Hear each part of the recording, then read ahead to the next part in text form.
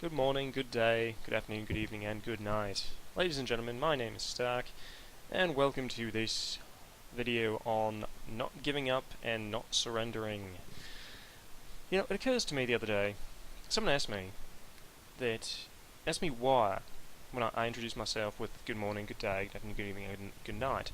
And I thought about it for a second, and I came to the conclusion it's because, well, you can watch videos at any time of day, right? So I'm sort of, if you're watching it in the morning, hey, good morning to you. And if you're watching it at night, just before you go to bed, hey, well, good night. Just nice little friendly banter between myself and you, the viewers. Make you nice and feel nice and comfortable, I guess. Anyways, on this game here, on Accolon Wastes, I know I've been calling it Alkali in the previous games, but I finally actually looked at the load screen to tell me.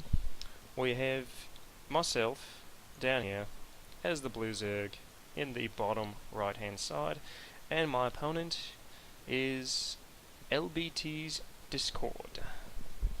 So, as I stated in the title, and about a minute or so ago, this game is a lot about not giving up and never give up and never surrender, basically. Because no matter how far behind you might be, unless you completely, there's no chance you're ever going to come back from it, then it's okay to surrender. But if there's a slim possibility that you might actually do okay, you might as well keep playing, because hey, it's all about fun, right? So right now, what do we have here? We have Discord trying to block my natural expansion, because he's being a probe, and that's what probes sort of do. Oh, now he drops a pylon. See, this is the one thing I don't really like about Protoss. They can do this, and it's kind of annoying. And it made me panic a little bit, so I was actually a little late on dropping this pool, because I was too busy focused on doing this. And that's silly. I didn't even realize he did that when I was actually playing this game. I thought it just was the same pylon, but okay, whatever. It's a little neat idea. Mainly because I was too busy trying to focus this drone around to sort of stop this forge from going down or take as long as it possibly can. So right now, because of this, I'm actually floating in money. Because I'm trying to kill this with a drone, which, obviously that's not going to happen. I believe I'm just going to go for this expansion instead first, because it's going to take me a while to kill this. Even though I do have my spawning pool out. But I'm not making any Zerglings because I recently just supply kept myself. But now that's fixed. So yeah, I'm just going to go for this expansion first. I actually panic quite a bit in this game. Whenever this sort of thing happens to me, it really throws me off. And that's something I'm sort of trying to get around. Is when my natural expansion is blocked from me, I have to think of something else that I can possibly do. Now fortunately on this map there's actually close expansions here and here that I could take. I opted to go for this one because all I would have to do is kill these rocks, and it's actually nice, easy to defend. Ideally, if I kill this one, these rocks here, I should probably kill this because then it makes this a nice little wall in, and it gives it just that extra little bit of protection. As well, we have the same thing up here as well. And so what's he up to now? So he did his traditional, Forge Fest expand into this. He's got a much better economy at this point because, again, delaying my hatch really hurts me economically, and I'm sort of panicking and trying to figure out, okay, now what do I do? I can't get these macros starting to roll, so I figured, well, I might as well try to scout out, see what he has. So I send, I think, this little guy. He's going to run up here, see that there's a cannon and a couple of gateways. Well, a gateway, a forge, and a couple of cannons. It's not going to get all that far. So I decided to send a couple more Zerglings just to see what else is here. I didn't actually see a Zealot here first, and that's what I wanted to pay attention to. If I could actually get through this wall. And we'll see what happens. I'll send the other speed. Well, now I got speedlings done. And so this is what I'm actually paying attention to. I noticed that this Zealot actually moved down to engage the Zergling as it sort of ran up the hill. So this Zealot's not going to pay attention, and actually is going to open it up. and I can run right by it. Now, I don't actually think one zealot can actually block off this sort of area here, just the way it is. Maybe, but in order to make sure of that, what you'd want to do is when you put your zealot here, you want to hit the H so it goes on hold position instead of trying to run down and sort of grab everything, because that's actually what led me into to be able to do this. And this actually lets me do a lot of economic damage here and sort of even out the amount of probes, the amount of workers that they're using. Because right now I'm actually just raking in the worker kills right now. Because with him stopping my expansions, especially here and here, it really hurt me. And again, I'm being kind of silly and I'm not paying attention to what I'm actually building. I should be building drones, but instead I go for a spire. The spire, I mean, the reason why I did that because I didn't realize just how few drones I actually had, despite the fact, the game does tell me in pretty obvious numbers if I'm actually looking. But again, I'm still sort of busy trying to kill these, and the spire is sort of my follow-up to this harassment and this pressure that I'm putting onto them. And so I've already killed about 24 workers. Let's actually just bring up the name tags so we can keep track of the overall supply. And so right now I'm quite a bit ahead in the supply because he doesn't actually have any units. He's only got workers right now basically, and he doesn't have any money because I've been delaying his mining all this time, which is actually really helpful. And this little Zergling's just gonna hack away at this Nexus all by himself. Finally gets this completely walled off, so my reinforcements can't get any more reinforcements, and he can finally get back to mining. So I really need to get a new chair. Anyways, there's Zergling still up here, sort of hacking away, and now I'm sort of wondering, okay, there's a wall here. Right now, again, this is a really important number for me to pay attention to that I'm not doing. At this point in the game, around 10 minutes, this should not be at 8. Ideally, this should be at about 20. And this one should be at about maybe 15 a sec, just even with all the pressure I've been putting on and the amount of Zerglings that I've put into it. Obviously, I've done a lot of damage because I've killed, at this point, 27 workers. So, I've actually managed to do a lot of damage, but I decided to go into the muters instead of making... What am I actually making? Yeah, I'm not actually making any drones, even though I really need to, because I'm really low on money, because I have no workers. I mean, I'm slightly ahead of him, but that's because I killed a bunch. It's the only reason why I'm ahead in workers right now. Doing that damage is the only reason as to why I'm actually ahead in this game, because I managed to kind of get around this wall that wasn't quite walled in properly, and I managed to kill enough workers to put me ahead and to put them back on the defensive. So, again, I do decide to kill these rocks just because it'll make it easier to get in and out in case this base does get attacked. Supply capping myself, but that's also because I don't have any workers to actually make the overlords for this. I have the money, but I'm not doing anything. There we go. There's a couple of overlords, but it's going to be another 25 seconds until I'm actually out of the supply cap. And hopefully I actually manage to queue up some drones. But we'll see. See, I actually thought this Phoenix was real, and it sort of started to scare me, because one of the things I don't like about Protoss units is the Phoenix. They come around, they kill my precious overlords, and they just scare me. I didn't even realize that it was a hallucination. I didn't check the damage on any of these. And I chase it with these two queens. Just for quite some time, actually. Which is kind of pointless, but he gets some really great scat information, sees exactly what I'm building. Sees that I didn't quite have this, but again, now I'm back to killing probes, and now I'm up to, yeah, actually I killed one so far. Now there's a couple more, so. Again, this is also kind of a pressure game. Keep the pressure on until, and hopefully, playing very aggressively, it definitely has its advantages, I want to say, to play aggressively and to keep your opponent sort of on the back, on the defensive, and allowing you to continue to expand and spread out. Unfortunately, I'm putting on all this pressure and I'm not really doing anything with it. I'm not expanding, which I should be. I'm not making drones, which I should be.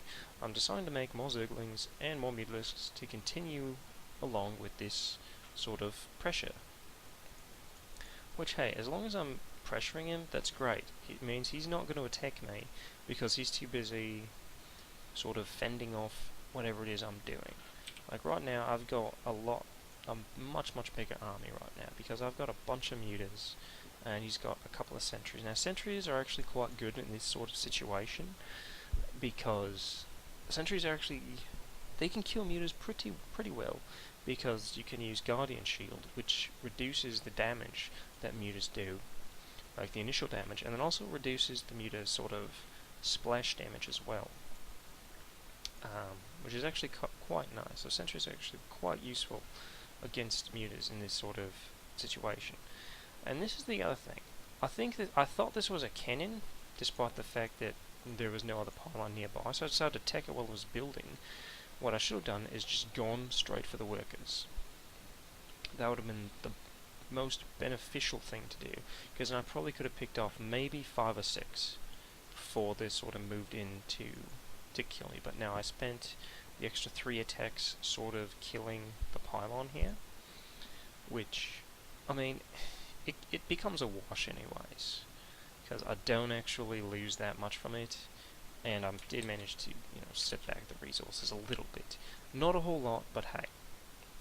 Of course, now, after all this poking around with the mutas, he's actually getting kind of frustrated, and he decides to attack me, and right now, he actually has pretty much a better army than I do. I've got a bunch of mutas, but I've also got a bunch of Zerglings. Against this, it depending on how I engage it. Right now, I get a good surround, but the force fields just kind of wreck my Zerglings. It separates a lot of them and allows him to just pretty much clean it up. And he's got his proxy binders, he can bring in reinforcements. And at this point, I'm sort of wondering, okay, what the hell do I do now? Because I'm not getting my injects properly. I don't really have a lot of money, I don't really have a lot of gas, I'm pretty much stuck on Zerglings to try to deal with this. Fortunately, Zerglings kill a lot of stuff. That's the one benefit that I have in this game, especially at this part in the game. Zerglings, they do kill a lot of things. But I'm going to lose this base that I don't have any workers at. I built it, I haven't even made anything from it. I think these 6 Zerglings are the first things I actually made, the only thing I actually made from that base. And I make 3 Corruptors by accident, actually. I actually made a lot of things by accident. I remember trying to make mutas, or not mutas, trying to make Zerglings, actually made Overlords instead because they're right next to each other. Yeah, they're right next to each other, so that was kind of unfortunate at some point. That's why I have so many bloody Overlords right now. I mean, I'm not close to my supply cap. I was never even close to my supply cap. And I'm trying to get rid of this. He's got a lot of stuff, but fortunately I'm a Zerg, so I can just kind of, if I got my injects properly, which I'm not. Well, this one's actually not doing too bad, but this one I could have done better. I actually do get to make a good use of transfuse on this one, save the roaches a little bit, which is always nice. These roaches get a couple of kills. And I'm trying to route this now. So, in order to route this, I almost got it, but now the Zerglings and the Zealots just hard counter Zerglings. I mean, that's just a fact. I did not quite have enough there. And again, I'm trying to figure out, like, oh crap, like, what the hell do I do? He just keeps putting on this pressure, and I'm having a really rough time sort of trying to get rid of it. This Swarm Host, however, is a kind of a hero Swarm Host. Gets a bunch of kills, which is actually really beneficial. These 2 Zealots are. I mean, Zealots got 8 kills. Yeah, see, now they're on hold position. That's kind of silly. It wasn't on hold position up here, but he had it on hold position down here. It's kind of silly, but hey. Still can't kill this pylon yet, which is kind of annoying. Even though I still have a bigger army now. Like, I've got a much bigger army. But that's the other thing with the Protoss and Zerg. I mean, Protoss armies compared to Zerg, they are... The Protoss units are a lot stronger, they're a lot tougher, and they do a lot more damage. What Zerg is, the advantage that Zerg has is that they can have sheer numbers. And as we look at the resources lost, this is actually something you don't want to see, especially as a Protoss player. You don't want to see this sort of even resources lost, because Zerg can generally afford it. I mean, the units lost, the amount of stuff I've lost almost double the sheer number of units, but I've actually lost less in the resource portion of it. And I've also spent a lot more on my army as well. Got a bit of a sore throat here. Pardon me. But as we can see, the armies are sort of getting fairly even, and we're also using a very variety of unit. I mean, he's switching back and forth between Zealots and Stalkers.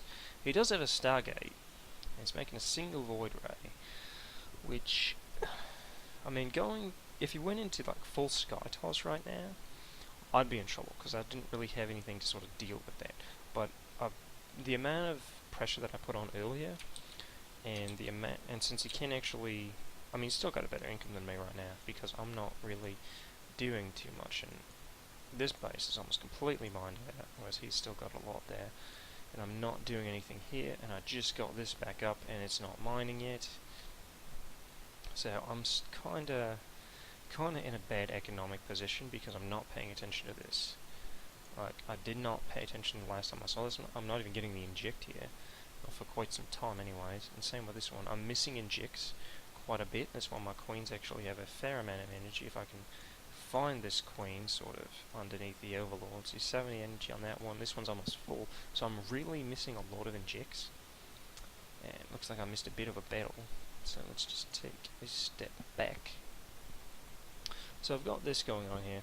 I finally managed, actually that's a little too far back, let's speed it up. So I killed that, blah blah blah, yada yada yada, and yeah, still not quite back to where I wanted it.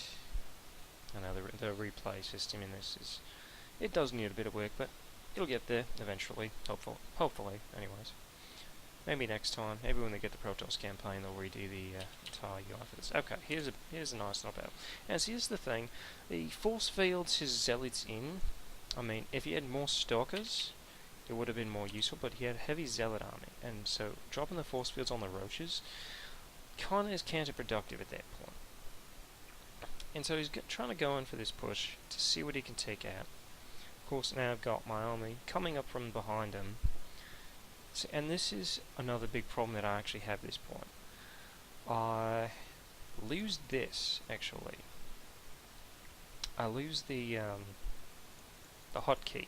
I accidentally hotkey this instead. And it makes me panic, like, where the hell is my bloody army gun? And so I'm trying to panic, I'm trying to kill it with whatever the hell I have here, and whatever I can make. Fortunately, he doesn't have that much. Decides to focus down a spawning pool, because right now, in this sort of, what he's got right now, Zerglings popping out of the hatchery, or the lair, is probably the worst thing that can happen. Just spamming a bunch of Zerglings at this point, because it would just ripped all these stalkers to shreds. Fortunately, I do have enough, and I eventually managed to realise, oh, there's my army, sort of hiding here. And I get to kill this nice Void Ray. But again, I've got no money right now. Like, I'm doing really bad. Most of my drones are sort of sitting... Actually, where the hell are they? Oh, I just moved them all, most of them all down there. And I moved them off to this base here. So I can finally get to mining on this one. At the 25 minutes, I finally get to take and start mining out of my natural expansion. Whereas he's comfortably on 3 bases. This one's gone. This one's almost gone.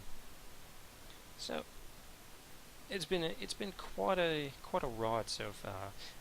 A lot of back and forth. That's why you never really want to give up or surrender, even if they're in your base and they're sort of fighting at you. I mean, I killed his economy in the early game, he kind of annoyed me in the mid game. He kind of got in here, did some damage, and I was sort of panicking and sort of throwing whatever sort of units I had at the time. So that's the thing. You never really want to give up a game until it's completely until you hit that point where, well, there's not much I can do now. Right now, I still don't have any money. Well, I got minerals. I don't have any gas because I'm just starting. I haven't started to use these yet, which is kind of silly because I'm sort of still focusing on these muters and not paying attention. But I do manage to pick up a few more workers, so to bring my total up to 40. This is something I've been actually trying to do in most games, is to get this number, the worker kill count, as high as possible. Just because it is one of the most valuable numbers in the game. The number of workers you kill is probably one of the best things that you can do. The more of your opponent's workers that you kill, the better off your position is, especially if you can keep your workers alive. Since that just holds your economy, and rebuilding workers is kind of annoying. Now I'm gonna lose these two swarm hosts. It did their job pretty well, because again, this goes back to, oh jeez, I don't even know how many times I've said this, but don't leave swarm hosts undefended. It's a bad idea. I mean, I've got a nice group spread going, so I can sort of see what's coming along, but again, this is a bad idea. Fortunately, I mean, I kind of get away with it because I know where his army is at this point, but he could easily just send something in to kill these, especially with an observer that I think he has floating around. He has an observer floating around his army, because he knows locusts, or swarm hosts are on the field, so I might as well use his observer. But again, he's only got the single void ray, so. But you know, they do pick up a few kills. Well, not while running away. I don't know why I didn't use these locusts to sort of, you know, cover the retreat, as it were. But I do manage to decide to drop my fourth base. And we're going to get a nice engagement up here. Because he's going up the high ground, I can go up the back and pick him off. This is the other thing that Zerg sort of has the advantage of, especially on the creep. You have a big mobility advantage. And one of the best ways to win is to have key engagements. Now, Protoss, as we've seen in other games, Protoss is actually really good in choke points, but unfortunately for me, he actually doesn't have High Templar at this point. And High Templar are actually the main reason why Protoss is so good in choke points, because you can storm everything. He's going this sort of gateway mortal, like stalker immortal tech right now. And from what I have, I've got a lot of roaches, so the immortals kind of kill them. I've got a lot of hydras, which sort of helps. And he's got a couple of sentries, and we're going to try to engage on this right here. Since I'm not using Zerglings at this point, and in this particular battle, what I have right now is actually not too bad, because it spreads it out. I mean, he purposely spreads out my units, which actually probably didn't help him all that much. Because, I don't know, because we had a pretty even army there. From the two of us, we had fairly even armies. I think the fact that I have a +1 at this point is actually rather beneficial. Normally, by 30 minutes in the game, I would be hoping to get +2, like 2-1 or 3-2, but again, I've just been panicking so bad this game, and I'm trying to keep track of everything that's going on. That's why I'm sort of swimming in money right now. I could be dumping this into Zerglings, which I probably should be. Should I be dumping into Zerglings, or realizing I don't even remember when I actually built this? I just sort of now figured it out, that this is now finished, and I can actually do stuff with it. Finally gets onto my Petri hotkey. It's a lot of hotkeys. But since I managed to take out his army first, I'm going to go in and try to do a bit of a counterattack. So he gets a lot of sentries. Sentries are great units, as I said earlier. They're really helpful because you can use the Guardian Shield, you can use the Force Field, and it's just really, really helpful. and sort of cleans me out before I can really do any type of major damage. But I think I'll just send in these Zerglings as well, because Zerglings will actually kill sentries fairly well unless you get a good amount of shields. But I mean, that's the thing. I mean, you can especially with Warp Gate tech. It's actually really nice, because if you see Zerglings coming, hey, just warp in a bunch of Zealots. If you see Roaches or Hydras coming, hey, warp in a bunch of Stalkers. It's totally fine. That's the one. That's the a major advantage that Protoss has, is that they can sort of easily switch units quickly, since the warp in time is relatively short. Now he's finally getting the High Templar going, but he makes Archons. That's kind of I wouldn't say that's a bad idea, but with what I've been throwing at him, which is primarily at this point Hydras, Roaches, and Zerglings, Archons are great because they do the plus damage as a biological, and since every unit Zerg has is biological, they actually do quite a bit of damage. However, Storm actually does quite a bit more damage, especially to the clumped up units. And right now, I've got my +2 attack for my Hydras and my Roaches, which is helpful. I think I haven't started working on my +3 yet. I'm doing +1 armor, because hey, might as well. Even though I do have another evolution shield, but again, I don't have any gas, which is kind of my problem. Because I've just been so flustered pretty much this entire game that I haven't managed my economy very well. I haven't been able to make up a bank because we've just had this aggressive back and forth kind of game. Neither of us has been capped out yet, so neither of us has been able to sort of build this bank of resources coming. This I actually find kind of interesting. He keeps this wall here to prevent any type of reinforcements from coming in this way, but then he also kills this to sort of stop me from getting in here, which arguably killing this is a great idea early on. I probably should have done that down here, but I didn't really feel like it, because I didn't feel like it, I didn't think of it until I sort of saw this. And since I did take this, I decided, scatter around, see if he's got any sort of pocket expansions, which he doesn't, because he's sort of playing on the 3 bases, and he's got this big army of Zealots and Archons, which, I mean, he sort of knows what I'm building, because he's had his observers sort of floating around. Against Zerglings, yeah, this is great. This is a great army to just annihilate Zerglings, and to sort of kill Roaches and Hydras. This army is just quite terrifying to counter exactly what I have right now. And since he does that, I know his army's down here. I decide to try to do as much damage as I can up here, because I know his army's going to take a little while to get back. But I'm going to bring these 3 Ultralisks back, just because, hey, Ultralisks are rather valuable. I actually wanted to send them into here, but then, and this is why I realised that, oh, well, damn, this is blocked off, and the Ultralisks kind of just stare at it for a little bit.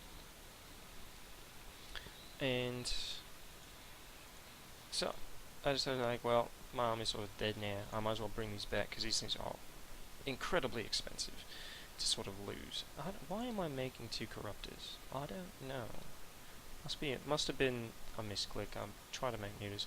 But again, this part, I sort of just kill all these with these two muters. Just sort of kill everything there. 13 and 10, so they killed 23 workers, which is pretty much the entire mineral line, because you had to kill these rocks to sort of scare me off.